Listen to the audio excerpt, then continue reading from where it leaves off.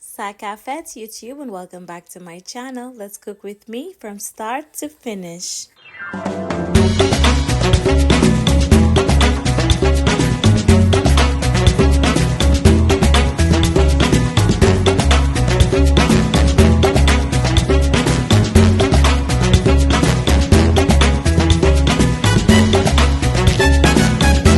My darlings, it's so nice to have you back here in my kitchen for yet another cook with me video. So we're gonna start straight into seasoning our chicken. I'm gonna be making some baked chicken, starting off with my chicken. Of course, it's cleaned with lemon juice and vinegar and cold water, and I went in with some oil, a little bit of salt, some basil. I'm gonna go in with some all-purpose seasoning. I'll add some garlic powder and some paprika, and yes, my darlings, I'm gonna go ahead and give that a good mix, and then we want to set it aside to marinate. I don't have much time today, so I'm only going to give it about 10-15 minutes before popping it into the oven. I'm going to be baking these for about 45 minutes on 200 degrees Celsius. But guys, look at how amazing it's looking once it's seasoned. It already looks so good.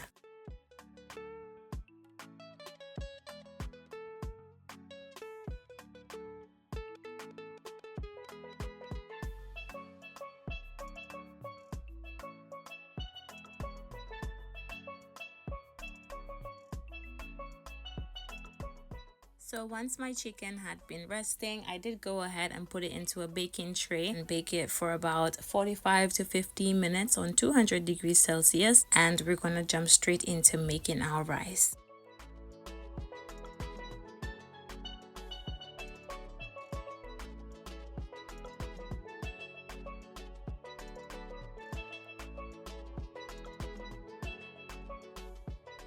So for my rice, I'm going to be using the sweet pointed peppers as well as some onions as well. Go ahead and peel it, chop it up, and then we're going to wash everything, of course. Once everything is peeled and chopped, it should look something like this. No fancy way of chopping it. You just want to get it to fit into your food processor. And I'm using my mini chopper today. I'm going to go ahead and just blend that up until we have a nice chunky pepper sauce. You can go ahead and add some chili peppers to this if you want to, but I've got kids and they don't really like too much spice. Go ahead and blend it up, and once you have a nice red pepper sauce, add in some tomato puree, which is going to give it that nice rich red color. And yes, darlings, blend it up until it's nice and smooth, and then we're gonna go cook it up.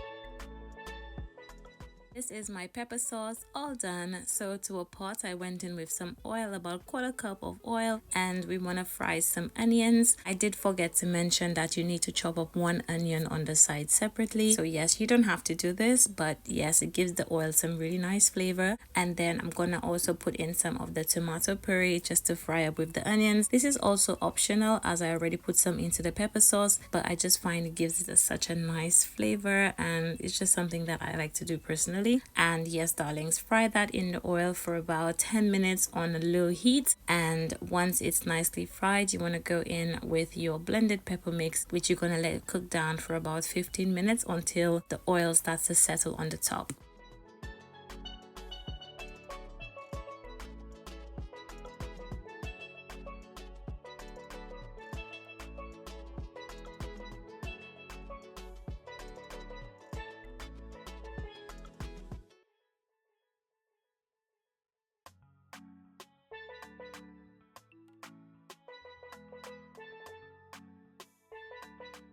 So to season it up, I'm going to go in with some salt. I'll also go in with some Knorr cubes. This is a favorite, but if you don't have that one, you can just add in some regular cubes, or you can add in some all-purpose seasoning. I'll also add some curry powder and some fresh thyme, and you want to just mix that up. As you can see, it's nearly cooked because the oil is starting to settle on the top. And yes, my darlings, in the meantime, you want to go ahead and wash 1.5 cups of rice and have that on standby because we're going to add it in.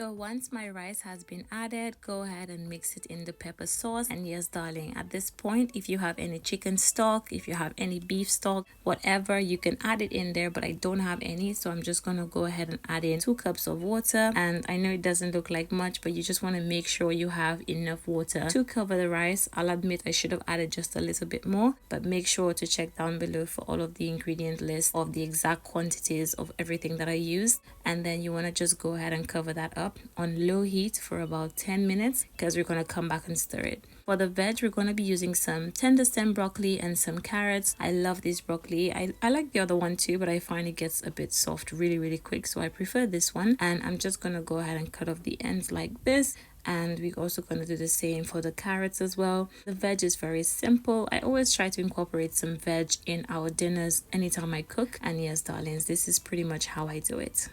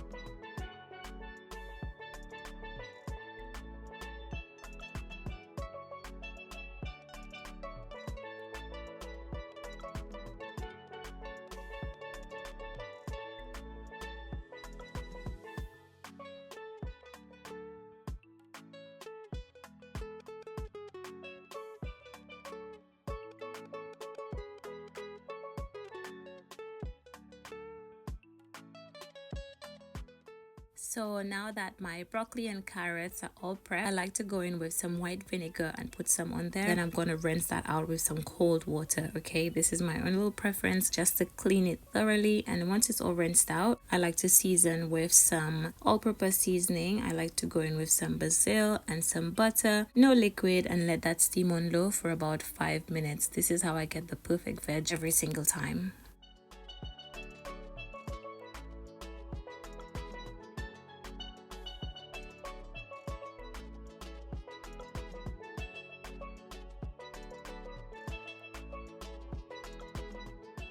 At this point, it's been about 10 minutes or so, and I'm just going to check on my rice. I'm going to go ahead and mix it up because that is really important in getting that rice to cook, okay? Don't let it steam and leave it. You have to mix it up so that, you know, the rice can cook evenly everywhere. Once it's fully mixed in, I like to cover with some foil as well on the top, which allows the rice to steam beautifully. But in the meantime, let's check on our chicken. It's been cooking for about 30 minutes and it's halfway cooked. I like to baste it with the gravy, but also you can also use that gravy from the chicken and add it into the jollof rice because it will give it such a nice flavor, okay? So that's an extra little tip. It's been about 5 minutes and my veg is cooked, guys. It's looking so fresh. As you guys know, I love my veg with a bit of crunch, so I don't want it to be soggy. All the butter has melted at the bottom, and then I'm just gonna cover it up so the remaining steam can just soften it just a bit more. But after 5 minutes, turn that off, okay?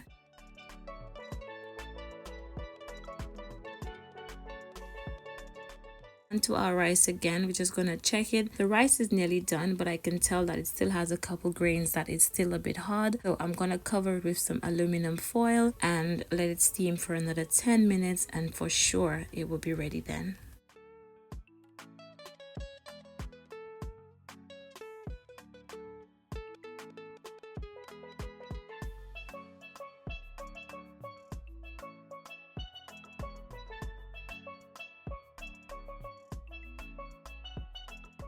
After 10 minutes, the rice is completely cooked, and guys, it smells so good. Making jollof rice is definitely a labor of love. I will say this honestly, but it's really delicious and the reward is definitely worth it. So yeah, look at how grainy and delicious, guys. It's so tasty and you can't go wrong really. But yeah, I put my chicken back into cook for about 20 minutes so that it could get some color, and this is how it came out. So a total cook time of 45 to 50 minutes, and my chicken is looking so good. I did garnish it with some parsley, of course, and this is dinner ready in an hour. So we have the jollof rice, the steamed veg, the baked chicken, and I'm gonna go ahead and plate that up so you can see. But yes, this is another dinner inspiration. If you'd like to sponsor my next meal, go ahead and send me an email at TERRI-ANN'S@icloud.com. But thank you so much for watching, and it's been a pleasure having you here in my kitchen. Bye.